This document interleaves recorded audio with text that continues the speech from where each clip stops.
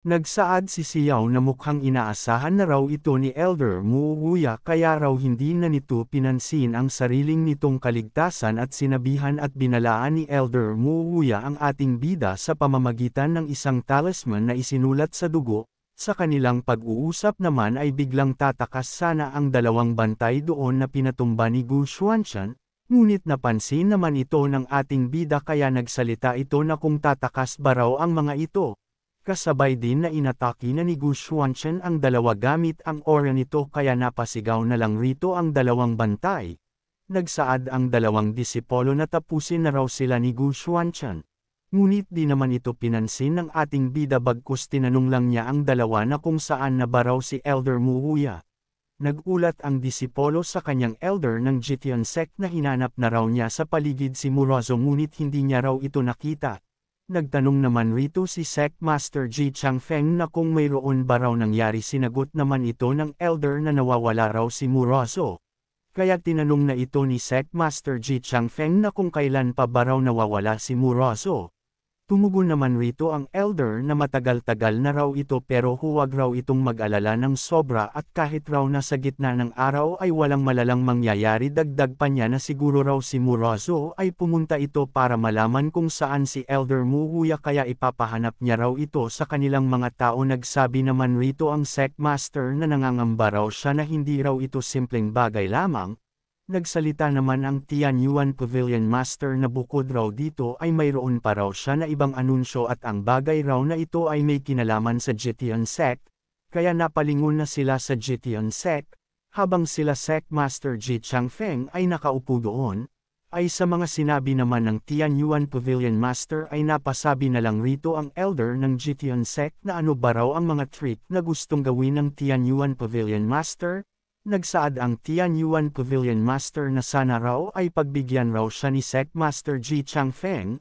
Tumugon naman rito si Sect Master Ji Changfeng na mabait raw ang Tianyuan Pavilion Master ngunit ano ba raw ang ibig sabihin ng Tianyuan Pavilion Master rito sa pinaggagawa nito ngayon? Di naman ito sinagot ng Tianyuan Pavilion Master bagkus nag-utos lang ito sa kanyang mga alagad na papuntahin raw rito ang taong yun. Kaya papunta na nga si Elder Mu Wuya doon. Nakilala naman ito ng mga tao doon kaya nasabi na lang nila na kung si Elder Mu Wuya ba raw ito ng Jitian sect. Sinang-ayunan naman ito ng kanyang kasama pero raw bakit raw kasama nito ang mga tao mula sa Tianyuan Pavilion at nagsaad rin ang isa na nang lumabas raw si Sect Ji Changfeng kanina ay nagtaka raw siya kung bakit hindi agad lumabas si Elder Mu Wuya na kayang mag-refine ng Nine Dragons Divine Peel sa isang ganitong eksena. Nagsalita ang Tianyuan Pavilion Master na naniniwala raw siya na alam ng lahat na noon ay na-refine raw ni Elder Mu Wuya ang Nine Dragons Divine Peel kaya nagpadala raw siya ng isang tao upang kumatawan sa Tianyuan Pavilion para imbitahan si Elder Mu Wuya na pumunta sa Tianyuan Pavilion at para magpalitan raw sila ng mga ideya at tila ito raw ay ang kalooban ng Diyos na si Xiao na isang disipulo ng Tianyuan Pavilion ay biglang nagkaroon ng malalim na pag-unawa at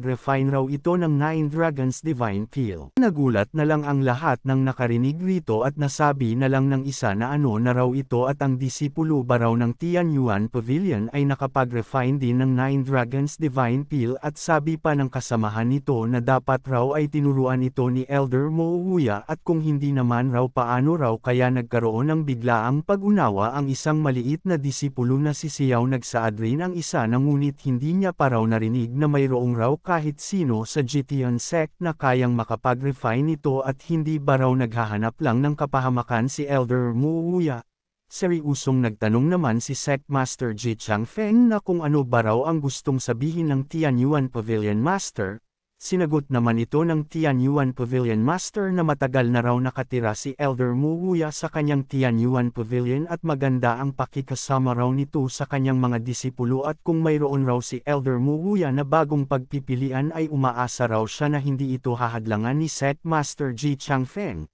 Dahil doon nasabi na lang ng mga disipolo ni Ji Changfeng na kung manghuhuli na naman ba raw ng tao ang Tianyuan Pavilion dagdag pa ng isa na hindi raw ito panghuhuli ng tao at ang pagsabi raw nito sa harap ng lahat ng mga sekta sa Songjo ngayon ay isang malinaw na paghampas sa mukha o pag-apak sa dangal ng kanilang Jitian sect. Galit naman na sinabi ni Elder Wang na sobra na raw ang pinaggagawa ng Tianyuan Pavilion Master sa kanila at pinigilan naman ito ni Sect Master Ji Changfeng. Sinabihan naman ng Tianyuan Pavilion Master si Elder Wang na nagkamali raw si Elder Wang rito at hindi raw siya ang uri ng tao na gustong pilitin ang iba ay hayaan raw siya nito na magsabi siya na mayroon raw siyang isang magandang ideya. Sabay din itong lumingon at nagtanong na kung gusto ba raw ni Elder Muhuya na bumalik sa Jitian Sect at kung gusto raw nitong bumalik ay hindi raw niya ito hahadlangan. Habang si Elder Muhuya naman rito ay napaisip na lang ito na kanina raw ay binalaan raw siya ng Tianyuan Pavilion Master na at ang eksena raw sa salamin na ipinakita ng Tianyuan Pavilion Master sa kanya ay nagpapakita na napinsala si Murazo ay hindi niya raw alam kung nahanap na ba raw ni Gu Xuanchen ang apo niyang si Murazo.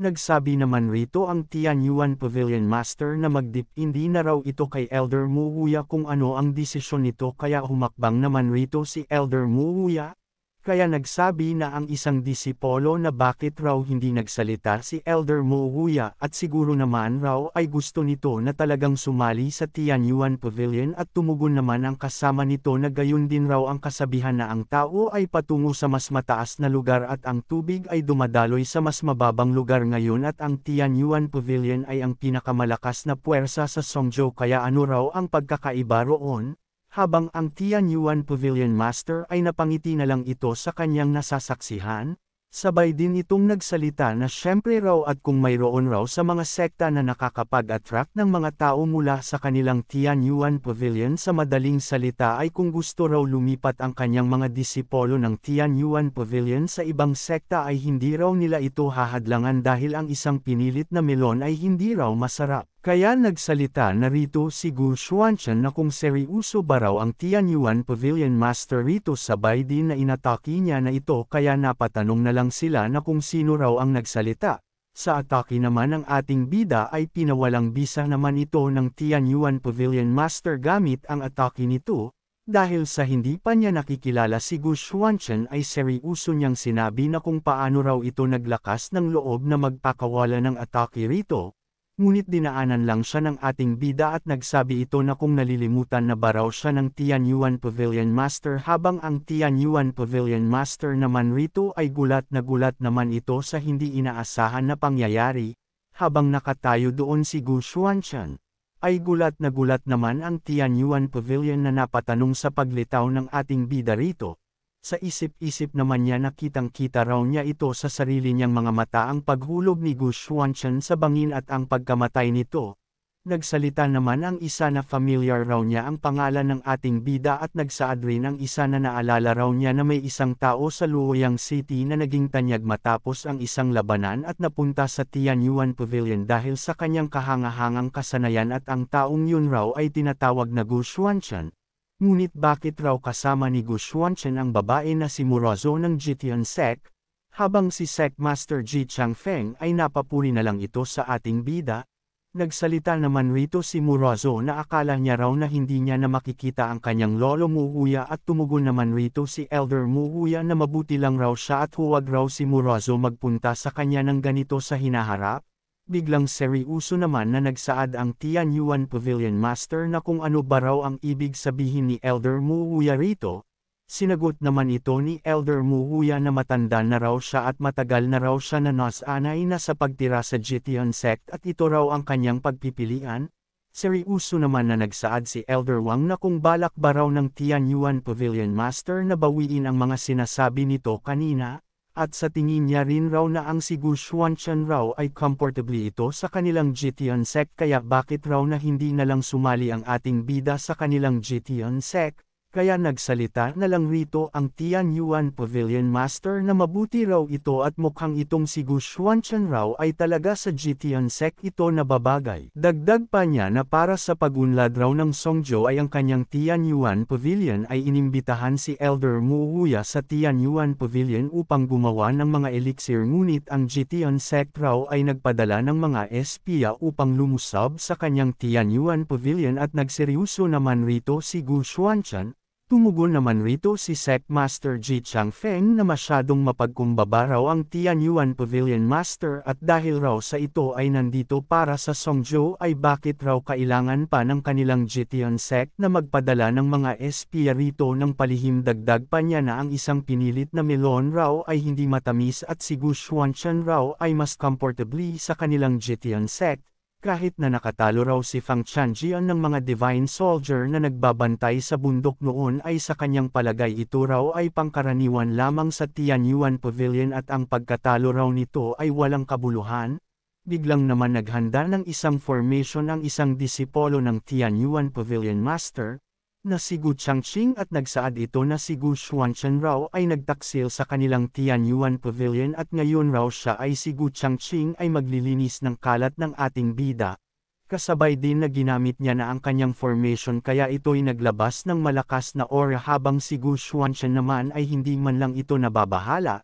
Nagsaad ang isang disipolo na si Hu Changqing raw ay isang henyo ng kanilang Tianyuan Pavilion pagdating sa formation. Sabi pa ng isa na sinasabi na ang kanyang Liuhei formation plate raw at 6 na pagkakabuo ay konektado at lubhang mapanganib at nagsalita rin ang isa ba ang kanyang master ay hindi nito kayang maglakas loob na maliitin si Gu Changqing, at nagpatuloy lang silang sa pagpuri sa kay Gu Changqing at panlalait sa ating bida.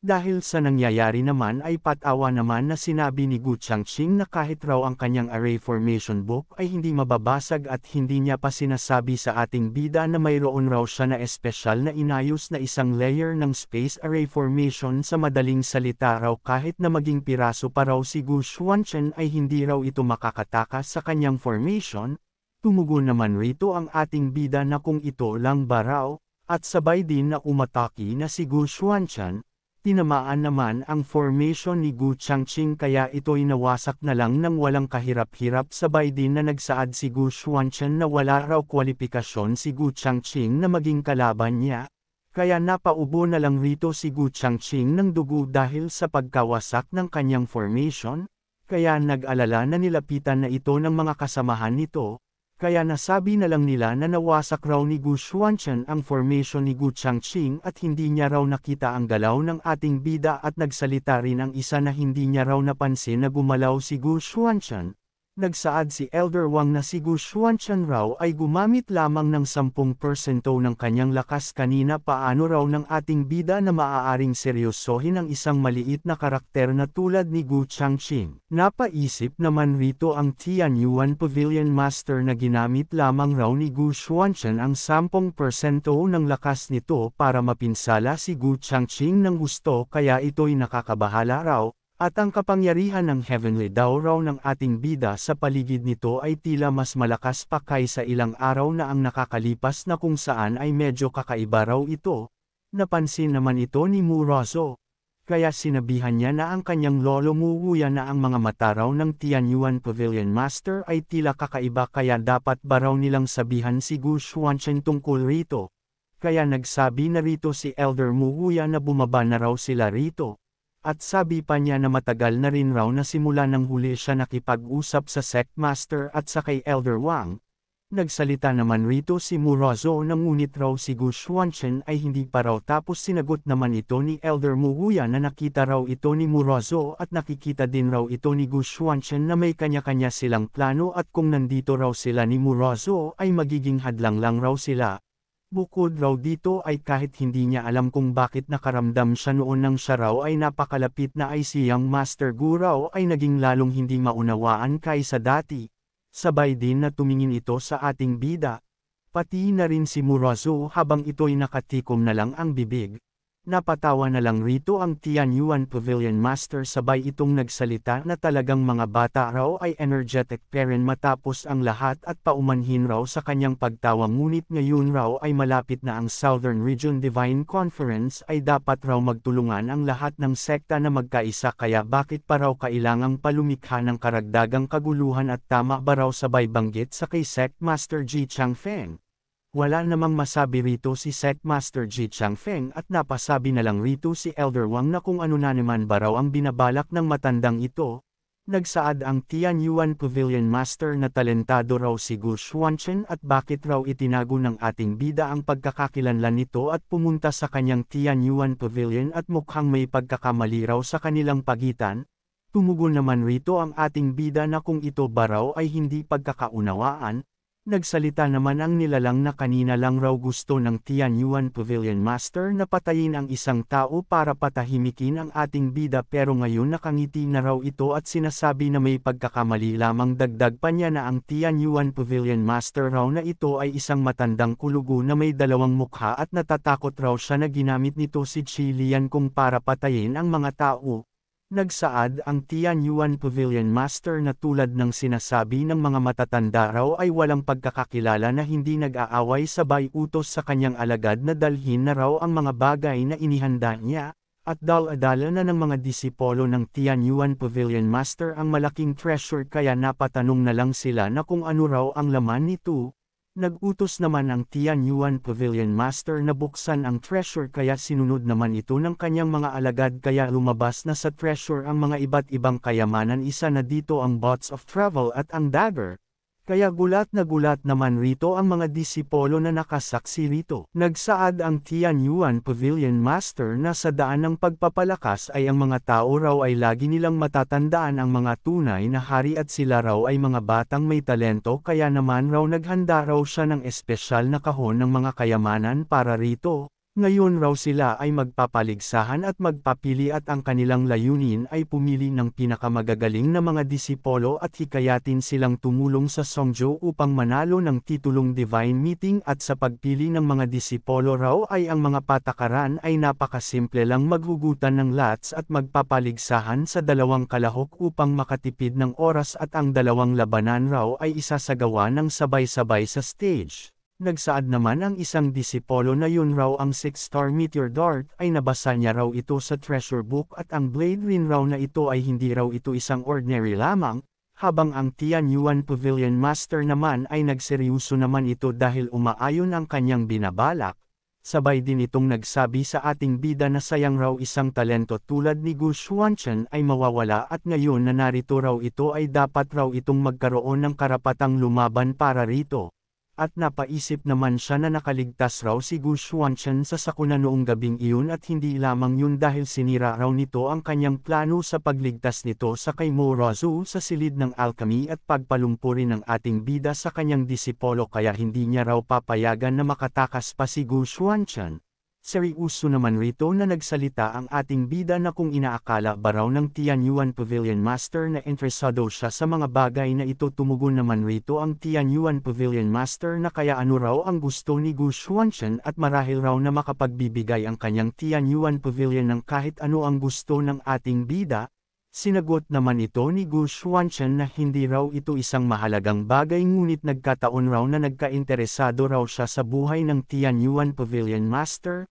kaya nagulat na lang rito ang Tianyuan Pavilion Master sa hindi inaasahan na sasabihin ng ating bida sa kanya, lalo na ang mga disipolo na nakarinig at napatanong na lang sila na kung totoo ba raw ang kanyang narinig na gusto ni Gu Xuanchen makuha ang buhay ng Tianyuan Pavilion Master kaya napasabi na lang isa na isa raw itong kalokohan at kahit raw na may kakayahan ito napakabastos raw nito sa kanyang nakatatanda napakayabang raw ni Gu Xuanchen. At pasiga naman na sinabihan niya ang ating bida na paano raw ito pwedeng hayaan ng kanyang Tianyuan Pavilion na maging ganito ito kawalang galang kung may lakas ng loob raw si Gu Xuanchen ay maglaban raw sila. At ang nagsalita ay ang disipolo ng Tianyuan Pavilion na si Yang Zhangcheng, kaya napasabi na rito ang nilalang na ang bata raw na ito ay tila kung gusto raw ng ating bida na patayin ang Tianyuan Pavilion Master ay marami raw itong dapat harapin na mga hadlang. Nagsabi na si Gu Xuanchen na gusto niya lang sanang mag-ehersisyo kaya, sasali raw siya sa kasiyahan at maglalaro siya kasama nila ng ilang sandali lamang.